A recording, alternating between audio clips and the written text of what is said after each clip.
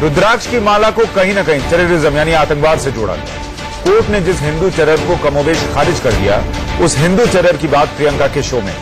Show अमेरिकी television channel का है, लेकिन इसमें पाकिस्तान की भी बात है और लोगों को यही बात चुभ रही है कि हिंदू टेरर की बात, भारत की राष्ट्रवादी ताकतों की साजिश को दिखाने की बात, लेकिन साथ ही आतंक के गढ़ पाकिस्तान को कवर अप करने की कोशिश।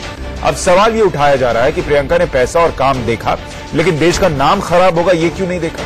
हालांकि सच ये भी है कि फिल्मों और सीरियल्स में कई बार कहानी और किरदार काल्पनिक होते हैं और इसीलिए कलाकार उस लिहाज से उसे नहीं सोचते जैसा कुछ लोगों ने सोच लिया। उन्हें सिर्फ किरदार दिखता है, विवाद नहीं। लेकिन विवाद हो चुका है और विवाद भी ऐसा जिसका खामियाजा सिर्फ प्रियंका नहीं बल्कि उन ब्रांड्स को भी उठाना पड़ सकता है जिसका प्रचार प्रियंका करती हैं।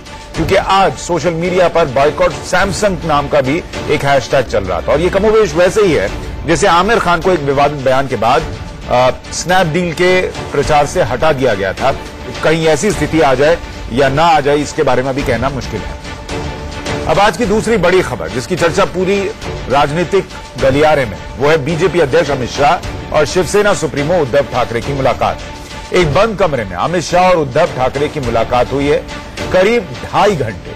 सूत्रों के मुताबिक खुद उद्धव ठाकरे ने इच्छा जताई थी कि वो अमित शाह से बंद कमरे में बात करना चाहते हैं। ये तस्वीरें उस मुलाकात के बाद की हैं जिसमें उद्धव ठाकरे से मिलकर अमित शाह निकले हैं और उद्धव के बेटे आदित्य भी वहां पर मौजूद है।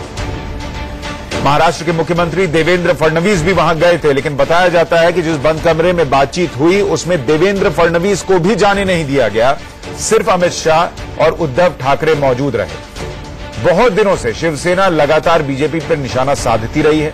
उसने हाल में इस बात का भी ऐलान कर दिया कि 2019 का चुनाव वो अकेले लड़ने जा रही है।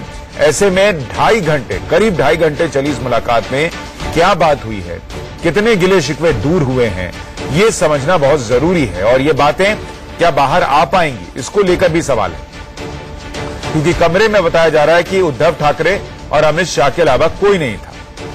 हालांकि इसके पहले अमित शाह सिद्धि विनायक मंदिर भी गए थे, वहां पर पूजा पाठ की थी। दिन में माधुरी दीक्षित से भी मिले, रतन टाटा से भी मिले और ये उनके उस कार्यक्रम का हिस्सा था जिसमें वो लोगों से मिल रहे हैं और पार्टी के लिए प्रचार कर रहे हैं। लेकिन हम सीधे चलते हैं अभिषेक के पास। हमारे सहयोगी अभिषेक हमारे साथ मुंबई से जुड़ रहे हैं। अभिषेक, हालांकि उस कमरे में तो कोई नहीं था इसलिए बता पाना बड़ा मुश्किल है कि 2.5 घंटे क्या बात हुई, लेकिन सूत्रों के हवाले से कोई खबर, कोई जानकारी, 2.5 घंटे में कितने गिले शिकवे दूर हो पाए? बिल्कुल सही कहा सुशांत, आपने सही कहा कि इस पूरे मामले पर अभी कोई भी जानकारी सही नहीं मिल पा रही कि आखिरकार दोनों के बीच में कितने सुलह हो पाए हैं, नहीं हो पाए हैं। क्योंकि जिस तरह से पिछले 4 सालों से लगातार जो शिवसेना बीजेपी पर आक्रामक रही है, लगातार शिवसेना सामना के जरिए रहा हो या फिर उद्धव ठाकरे खुद तमाम पब्लिक मीटिंग की बात करें, प्रेस कॉन्फ्रेंस की बात करें, हमेशा ऐसा कोई भी पल ऐसा नहीं रहा हो कि जब शिवसेना ने बीजेपी पर वार ना किया हो कई तरीके से। और आज जब करीबन 2 घंटे 20 मिनट तक लगातार मीटिंग चली और बंद कमरे में मीटिंग हुआ, सिर्फ उद्धव ठाकरे और अमित शाह दोनों ही मौजूद थे, तो इसमें कई सारे इश्यूज पे जरूर चर्चा हुए हैं। जिस तरीके से एक एक बात उद्धव ठाकरे ने लिख के रखी थी, क्या क्या उन्हें परेशानी आती है, महाराष्ट्र मंत्रिमंडल में क्या क्या परेशानियां आती है, किस तरीके से उनके मंत्री काम नहीं कर पाते हैं, उनके जो विधायक होते हैं उनके विधायकों को काम करने नहीं दिया जाता है, उनके जो काम के आर्डर होते हैं उस पर सीएम जल्दी साइन नहीं करते हैं, तमाम ऐसे जो शिकायत थी वह उद्धव ठाकरे ने। अभिषेक, ऐसे में अगर ये समझना चाहें कि किन मुद्दों को लेकर बातचीत हुई होगी, हाल के दिनों के वो कौन से मुद्दे थे जिस पर सबसे ज्यादा चर्चा हुई होगी, और क्या ये कहना ठीक होगा कि कल सुबह का सामना पढ़कर समझ में आ जाएगा कि कितने गिले शिकवे दूर हुए हैं? उसमें जो सुर होगा, जो तेवर होगा, जो तलखी होगी बीजेपी को लेकर, उससे पता चल जाएगा। बिल्कुल सही कहा आपने सुशांत, यही हर किसी को अब इसी बात का इंतजार रहेगा कि सामना में क्या सुबह छप कर आता है। सामना में जब संपादकीय आएगा उसके बाद सामना में जो उनका जो मुख्य पत्र है उसमें क्या छप कर आएगा, इसमें सबकी नजर टिकी होगी। और जरूर इस पर क्या है क्योंकि अब जो हमें जानकारी मिल रही है, उद्धव ठाकरे के लोगों से हमने जो बातचीत की है मीटिंग खत्म होने के बाद, उद्धव ठाकरे इस पूरे मामले पर बातचीत नहीं करेंगे। संजय राउत से हमने जब बातचीत की, संजय राउत ने कहा कि इस पूरे मामले पर मैं कुछ भी बात नहीं करूंगा। यहाँ पे इस मीटिंग में सिर्फ उद्धव ठाकरे मौजूद थे और आदित्य ठाकरे उनके लड़के मौजूद थे, तो इसलिए इस पूरे मामले पर कुछ अगर बोलेंगे तो उद्धव ठाकरे ही बोलेंगे कि उद्धव ठाकरे ही मीटिंग में मौजूद थे। और उद्धव ठाकरे, अब हमें जानकारी मिल रही है कि आज कुछ मीडिया से बात वो नहीं करने वाले हैं। सामने में जो छप के आएगा उसके बाद कल उनकी एक मुंबई के पास तलासरी में एक पब्लिक मीटिंग है। पब्लिक मीटिंग में भी हो सकता है उद्धव ठाकरे कुछ अपने पत्ते खोल सकते हैं। लेकिन जिस तरीके से लगातार शाम तक लगातार शिवसेना से लगातार कहा जा रहा था कि वह 2019 का चुनाव है वह अकेले लड़ेंगे, किसी सूरत में बीजेपी का समझौता नहीं करेंगे। और आज सामना में जिस तरीके से एक वापस तलखियां देखी गई हैं, इससे साफ जाहिर है कि शिवसेना जल्दी झुकने वाली नहीं है, क्योंकि 2019 का चुनाव है।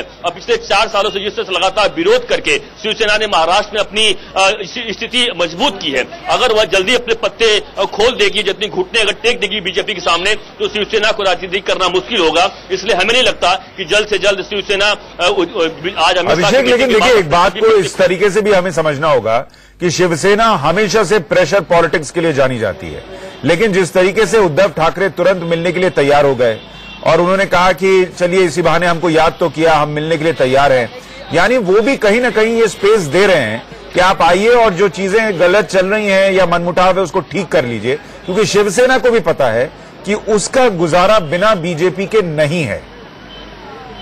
जो उसकी आइडियोलॉजी है उसके लिए सही आपने कहा सुशांत, बिल्कुल सही कहा सुशांत आपने कि ये बिल्कुल बात दोनों पार्टियों को जानते हैं कि महाराष्ट्र में ना तो बीजेपी उतनी अच्छी मजबूत है, ना शिवसेना उतनी मजबूत है। अकेले दम पर अगर लड़े, अगले दम पर अपनी सरकार बना ले तो जरूर दोनों की मजबूरियां हैं। लेकिन सच्चाई यह है कि जिस तरह शिवसेना हमेशा से पिछले जब 25 सालों से दोनों के बीच में गठबंधन रहा है, शिवसेना हमेशा से बड़े भाई की भूमिका निभाती आई है। जब बाला साहब ठाकरे यहाँ पर थे, जिंदा थे, तो उस हमेशा जो कुछ वह कहते थे बीजेपी हमेशा उनकी बात मानती थी। लेकिन जब से उद्धव ठाकरे ने कमान संभाली है और जब से बाला साहब ठाकरे नहीं रहे, तब से शिवसेना कह सकते हैं कि बीजेपी ने शिवसेना पर हावी होने का काम किया है। इसलिए शिवसेना हमेशा यह दिखाने का प्रयास कर रही है कि वह बड़े भाई की भूमिका निभाना चाहती है। जिस तरह से तमाम मुसीबतों में बीजेपी का साथ दिया शिवसेना ने, इसलिए शिवसेना को दरकिनार कर शिवसेना हमेशा से प्रेशर पॉलिटिक्स तो करती थी, लेकिन अभी बीजेपी के सहयोगियों को भी पता है कि जिस तरीके से विपक्ष एकजुट हो रहा है, बीजेपी ये नहीं चाहेगी कि महाराष्ट्र में शिवसेना अलग हो जाए या बिहार में जेडीयू अलग हो जाए। और इसीलिए उनके पास मौका है कि 2019 के पहले